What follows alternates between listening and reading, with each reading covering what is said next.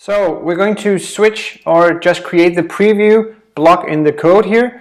And right now we have just write. So let's just click enter and be able to start do. So we're actually going to use the vSimple table again in here. And in this one, I'm just going to reuse the name, the ID we had before. So everything is the same. So that was called menu-table, like so. And in this one, we had a t-head, and we had our tr, and then we had th, right? So, oops, it looks like this. So let's just make sure they are correctly indented. Cool. T-head, tr, and then so on. So the tr is the same. Th, you needed a class. You can probably just have copied from the other one, but now I'm doing this. And then we're going to add the style of width. I think it was like 70%. Oops, spelled correctly, like that. And in this one, we just want the first one to be name. And then I'm going to copy this. And I'm going to paste this in and say 70 and 100 instead. Pixels. Like that. And that's not going to be, this is going to be price and DKK. Cool, that's the first two of those. So that should update over there. And there's like a something, maybe it's on my screen. No, it's actually that one. So remove that. So that's the table header, and I'm gonna do the table body now. So T body like this, and in the T body I want the TR, and let's add it in here. And I want the table data row. And in this one, I'm going to create the span for the first one. You can just go copy the other ones if you want to. So span ID equals, I'm just doing this again because apparently I like paying, td underscore name, and inside the span we're just going to use the what I call interpolation here. So why won't you print the other one? There we go.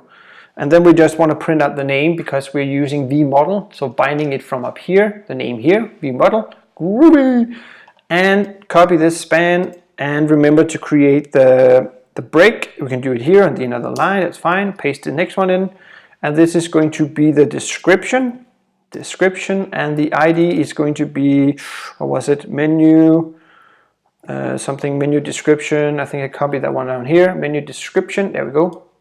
Menu underscore item description, and we're going to remove some of the code down there later on, don't worry. And description span, enter ntd, and then the last we're going to create td row, and in this one we're going to have the ID of, what was that? That was like preview, and we haven't created this one yet, I think. Item underscore price.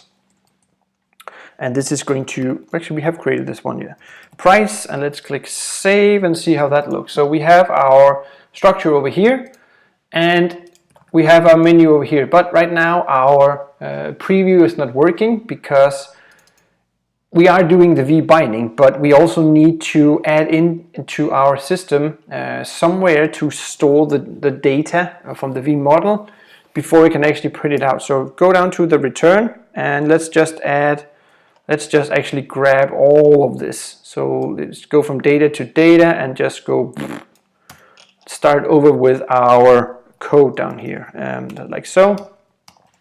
So in the export we want the return and the object. Why is it looking like that? Because I forgot to do the data. Boop, boop. And we'll go. And there we are. So now it's correct. Great. In the return, we want to have the name, and let's leave it as a blank variable, and let's create the description as well. Description, and let's leave it as a blank as well. And the last one was price, and guess what? Blank as well. So let's hit this and start typing. Now we have the name, description should be under, so it's using the same style as before, and the price 240 or 40. 234. Sweet. So now we have our preview of our items created, so we can actually see how it would be looking inside our menu over here. So those two, not this one, we won't want that. That's a lot of waste time. Sweet. So let's continue with the next one. See you next video.